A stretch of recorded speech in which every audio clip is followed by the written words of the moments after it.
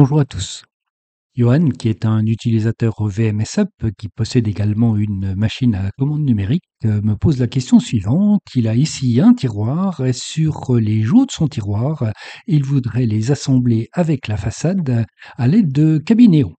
Aucun problème, je lance donc le plugin assemblage, je prends des excentriques de type Cabinéo, j'indique la face sur laquelle poser la butée d'équerre et l'endroit où je veux fraiser, je clique et effectivement le résultat n'est pas terrible.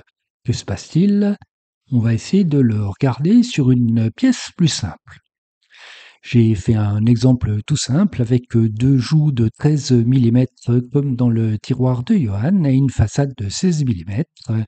Je lance le plugin assemblage, je prends toujours des cabinéos, j'indique la face sur laquelle poser ma butée d'équerre, l'endroit où je veux mettre le cabinéo, et là je m'aperçois que ça fonctionne, sauf que le cabinéo qui est pris est trop grand pour la taille du tiroir, il faut donc le changer. Cela étant, le cabinéo est bien posé, de part et d'autre, comme les pièces ont été symétrisées.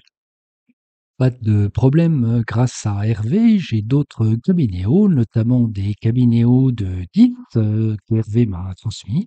Je clique ici, je mets mon cabinéo, et à présent le cabinéo est au bon endroit, il ne dépasse pas l'épaisseur de la pièce, et on s'aperçoit donc que visiblement le plugin ne pose pas de problème. J'ai cherché longtemps pour savoir où ça se passait, et grâce à un zoom particulier, j'ai compris ce qui se passait. J'ai repris le tiroir, on va prendre des cabinéos de 10, je vais indiquer la face sur laquelle poser la butée d'équerre, et je vais pas mal zoomer à ce point-là, et on s'aperçoit que le cabinéo apparaît tout petit. Bon sang, mais c'est bien sûr. Et en fait, ce qui se passe, on va le voir, c'est que ce côté-là a été mis à l'échelle, et donc c'est ce qui occasionne le problème. Si j'édite le groupe, si je prends le tiroir ici, je vais pouvoir réinitialiser l'échelle et on s'aperçoit que la taille du tiroir est infiniment plus grande que le tiroir lui-même. Le problème vient donc d'un composant mis à l'échelle. Il ne faut absolument jamais faire ce type de manipulation. J'aurais pu m'en rendre compte en utilisant où se trouve. Je vais utiliser donc où se trouve et donc dans l'ensemble des composants qui sont ici, je vais demander si des composants ont été mis à l'échelle. Et je m'aperçois que tous ces composants-là ont été mis à l'échelle, notamment les façades de tiroirs. Si je remets les façades de tiroirs sans échelle, le problème va disparaître.